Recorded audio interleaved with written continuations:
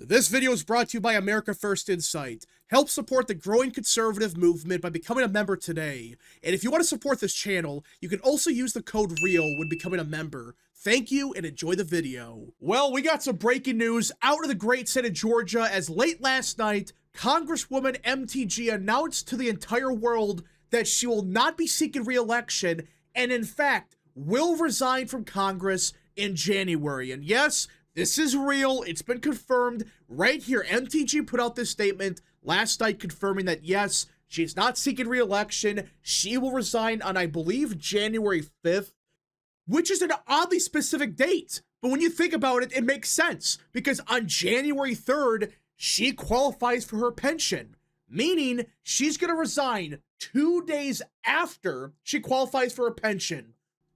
Funny how that works. Like a very funny fact, but okay, whatever. Of course she was going to do that. You're this close to pension. Why not? Anybody else would do that. But either way, she has resigned, or she will resign, which is kind of a stunner. Now, to be honest, we kind of knew that she was done. She was not going to win re-election. Let's cut the crap. She was not going to win that primary. There was little no pathway for MTG to win. Now, she does have some grassroots support in her district. I get that. But really, do you think she's going to beat Trump's endorsement? No. And Trump was going to spend a bunch of money on the race, which I think would have been nonsensical. But, you know, it was done. She was going to lose, and she must have realized that it's over. There was no pathway for her to win, and she must have realized that. But still, I thought that she was going to serve the rest of her term. But no, she just said, screw it. I qualify for my pension. I hate the House. I hate the Congress. I'm out. So that's what she did. And honestly, that's actually best case scenario for both parties because MTG does not get embarrassed in a primary and we get rid of her nonsense much earlier. Now, I'm not saying MTG's the worst Republican. I've gone over this many times before. Is she better than Lindsey Graham on the issues? Yes, no one's denying that. But like I said 100 times before, the difference between Lindsey Graham and MTG is Lindsey Graham, he sucks on the issues. He's awful on the issues. He has no clue what the hell he's talking about. But let's cut the crap. He's a team player. You may not like him, but if we need a vote, he votes. It doesn't matter what it is. If Trump says vote this way, he's going to vote this way. Now, he pushes bullshit that influences Trump a little bit. I get that. But still, if Trump says vote yes on this, he votes yes. MTG, meanwhile, she causes so many problems. And listen, of course, MTG, she has a right to her own opinions. I'm not saying they have to be perfect and listen to Trump on every single issue, because if Trump does something stupid, like the Epstein files, fine, say something about it. But don't do what MTG did. Do what Lauren Boebert did and actually try to work with President Trump, explain to him what he's doing is stupid, instead of going down the MTG route where it's nonsense, where it's like, what are you doing?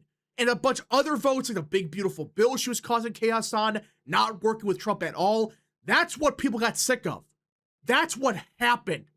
So it's a win-win. She does not get embarrassed in a primary, and if Brian Kemp schedules a special election soon, we could have a more consistent vote by like February.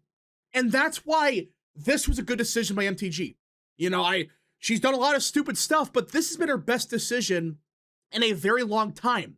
MTG announced on Friday that she is resigning from her seat following weeks of clashing with President Trump.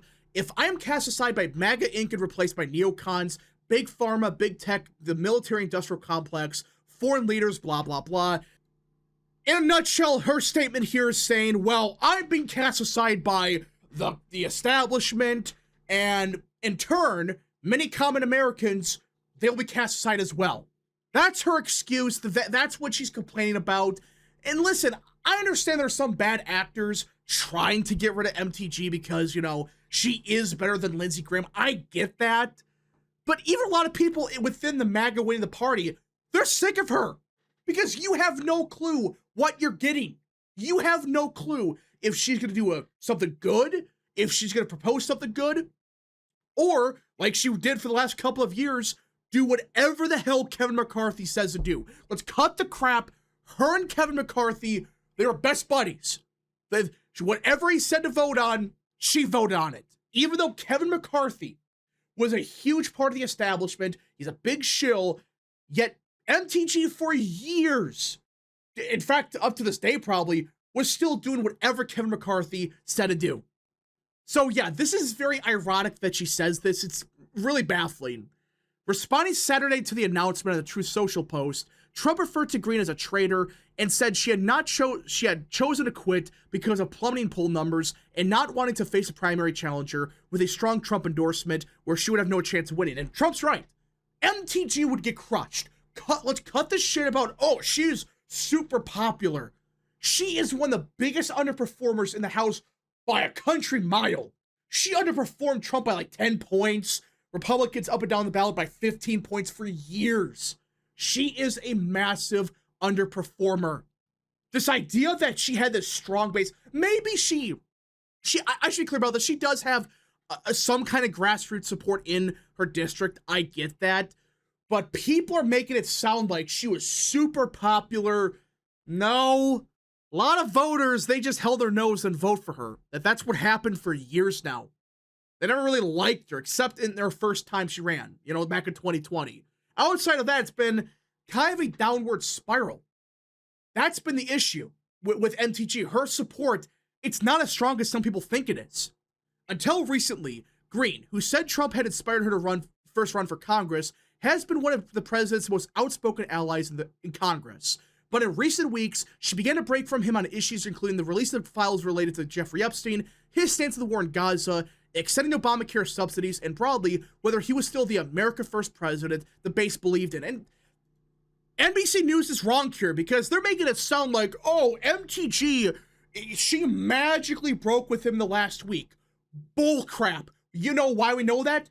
Go back to June. Go back to May of this year.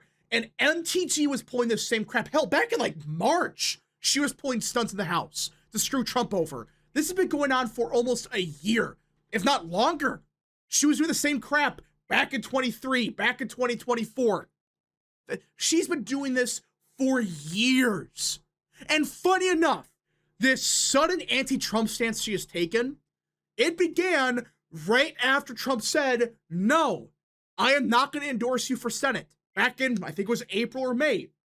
And within a day of that happening, that is magically when she became vocally anti-Trump on a lot of stuff. You notice that? Ever since April and May, there were two things that happened. One, the Senate debacle where he said, no, you're not running for Senate. I'm not going to back you. And the second thing that nobody ever mentions, she got caught up in insider trading back in April. She got caught up in a big scandal. And after those two events occurred, that's when MTG, her rhetoric changed. And it became a point where anytime Trump said something, magically, she said the opposite. Trump said we need mass deportations. MTG's on camera saying, no, mass deportations are bad. But then Trump has a fluff up on Fox News about H-1Bs, and suddenly, oh, MTG, she's opposed to H-1Bs and she wants to ban them. When we know for a fact, back in December last year, she was supporting it. So she flip-flops 24/7 on every single issue. Every second she's flip-flopping at something. And really based on what Trump says or does, Trump says, I'm for H-1Bs. She opposes it. I mean, she copied Chip Roy's bill like word for word on H-1Bs. Like she copied it within days of it being proposed, right after Trump said, well, H-1Bs are not that bad. And he said some dumb stuff about that. Funny how that works. That's always been my issue with MTG. She's an opportunist. She sees that, oh, a chunk of the Republican base, they're kind of annoyed with Trump's admin right now on some issues. And she thought, well, if I just become the never Trump, MAGA Republican, I can win a lot of support. How did that go? And now she's going to be out of the House by January of next year. So yeah, it was a very pathetic thing that she did. And funny enough, though, Trump actually did say some kind words to her. And apparently he said he would love to see MTG run again. I don't see MTG ever running for anything political again. I don't see it. I don't see how Trump forgets about this whole debacle. It's been going on for years. It didn't start last month. It didn't start 2 weeks ago. It's been going on for 3 years now. The cracks showed 3 years ago, but it accelerated this year when Trump said, no, you're not running for Senate. The poll numbers have you getting crushed. So yeah, the MTG, she is finally going to be out of here. And there are concerns of, well, this is Georgia, and you got to be wary of some really bad Republicans, obviously. But the thing is, with Georgia, we actually have a good bench across the state. We have a lot of good congressmen and women there. We have good legislators across the board. So Georgia has good options. And, well, one of the best options for the district is Colton Moore. He is great on the issues. He's one of the most conservative guys in the state legislature. And, well, he just announced he is running for Georgia 14th. And you could argue he's even more conservative than MTG. Better on the issues in general. Could he maybe be bad at some issues? I guess, sure. We got to see what his campaign runs on. I get that. But Colton Moore, very strong on the issues. The establishment hates his guts down in Georgia. He is running. And the base loves him down there. And based on his voting record, he is the most conservative guy in the state legislature. And he actually does good stuff. Like, it caused a lot of problems, but in a good way. It's not like MTG where she caused a lot of issues, but it gets us nowhere. He's actually doing good stuff in the state legislature, and that's why they don't like him. So there's a good chance we get somebody even more conservative, better on the issues, someone more consistent, and somebody that's actually going to do something. Not just be an opportunist like MTG, where she waits till Trump says H-1Bs are good, and then she proposes a bill to get rid of them. So we'll see what happens. The primary will happen probably in February for the special.